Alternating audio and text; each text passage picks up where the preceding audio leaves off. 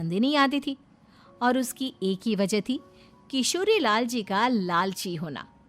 उनको लड़के वालों से मोटा दहेज चाहिए था और इसी चक्कर में एक दिन वो एक बहुत पैसे वाले के घर अपने बेटे का रिश्ता लेकर पहुंचे। उस आदमी का नाम था ओम प्रकाश। देखिए किशोरी लाल जी, मेरी एक ही बेटी है और मेरी सारी संपत्ति जायदाद सब कुछ मेरी बेटी नैना का ही है। पापा, नाम से लगता है बहुत खूबसूरत होगी। कितना अच्छा नाम है ना, नैना। ओ, वैसे बात तो सही है आपकी। अब इतना पैसा है, ज़मीन जायदाद है, इकलौती बेटी, आप भी क्या करेंगे? सब कुछ उसे ही देंगे ना। बिल्कुल ठीक पहचाना आपने। बस बेटी की शादी और सारी जायदाद उसके नाम। पापा, बिना देखे हाँ कर दीजिए ना। इतना अच्छा रिश्ता फिर कहाँ मिलेगा? माला माल हो जाएंगे हम। मैं अपनी बेटी को बुलाता हूँ। अरे नहीं नहीं नहीं नहीं, आपकी बेटी का नाम नैना है, सुनकर ही लगता है बहुत सुंदर होगी। रहने दीजिए अंकल, मैं तो आपकी बेटी के नाम से ही इतना खुश हो गया हूँ कि उसे बिना देखे शादी करने को तैयार हूँ। अब तो मैं उसका चेहरा सीधे शादी के बाद ही देखूंगा। और इस तरह राघव नैना का चेहरा नहीं देखता और उससे शादी कर लेता है। शादी के बाद अपनी सुहाग रात पर जब राघव नैना का घूंघट उठाकर देखता है तो नैना की आंखें बंद थी। कितनी खूबसूरत हो तुम नैना, जरा अपनी आंखें खोलकर मेरी तरफ देखो तो सही। नहीं, मुझे शर्म आती है। अरे, मैंने तुम्हें शादी से पहले भी नहीं देखा और अब अगर तुम आंखें खोलकर मुझे देखोगी भी नहीं तो मुझे अच्छा कैसे लगेगा? इससे पहले कि नैना अपनी आंखें खोलकर राघव की तरफ देखती, अचानक से लाइट चली गई और राघव नैना को पूरी तरह से देख भी नहीं पाया। अगली सुबह नैना राघव के लिए नाश्ता बनाकर लेकर आई। अरे ये क्या, आधा पराठा सीका हुआ है और आधा बिल्कुल कच्चा। ये तुमने क्या किया नैना? बहू, तुमने क्या आधा पराठा तवे से नीचे लटका कर रखा था जो आधा सिका है और आधा कच्चा? मुझे जितना दिखेगा उतना ही तो सीखूंगी ना पापा जी।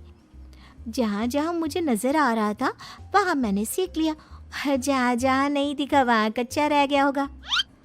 इसका क्या मतलब है? ये कैसा मजाक कर रही है तुम? अरे बहू, तुमने इतना लंबा घूंघट क्यों लगाया हुआ है? देखो, हमारे घर में बहुओं को बेटी की तरह रखा जाता है और फिर तुम तो इतना सारा माल लेकर आई हो। देखो, ये घूंघट डालकर रखने की कोई ज़रूरत नहीं है। हाँ नैना, पापा जी ठीक कह रहे हैं, तुम तो आराम से रहो, अपना ही घर समझो। नैना अचानक से अपना घूंघट उठा लेती है। अरे ये क्या पापा, नैना की तो एक आंख फूटी हुई है। नाम से नैना, लेकिन ये तो कानी बहू निकली।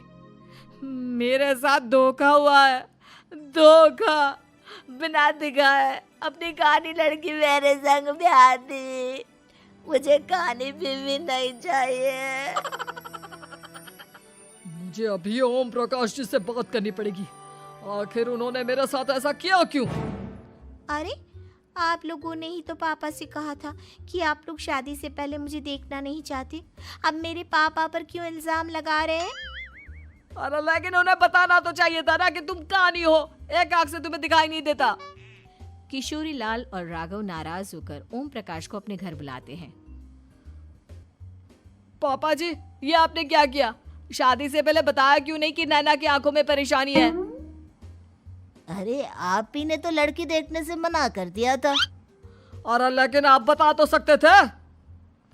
आपको तो हमारी बेटी की प्रॉपर्टी चाहिए थी, वो भी पूरी की पूरी। अब क्या हुआ अगर उसे आधा दिखाई देता है? प्रॉपर्टी तो आपको पूरी मिल गई ना। अरे ये क्या बात हुई? मेरी शादी प्रॉपर्टी से नहीं, आपकी बेटी से हुई है। अब ये तो पहले सोचना चाहिए था। तब तो मेरी प्रॉपर्टी देखकर तुम्हारी जुबान लप लपा रही थी। लेकिन मैं कानी लड़की को अपनी बीवी बनाकर नहीं रख सकता। पापा, कुछ करिए ना आप। हाँ, करता हूँ। देखिए ओम प्रकाश जी, आप हमारे साथ ऐसा नहीं कर सकते। और तुम देखो, अगर तुमने मेरी बेटी से शादी तोड़ी ना, तो जो भी प्रॉपर्टी मैंने तुम्हें दी है वो तो पूरी की पूरी वापस ले ही लूंगा। और आधी प्रॉपर्टी तुम्हारी भी लूँगा।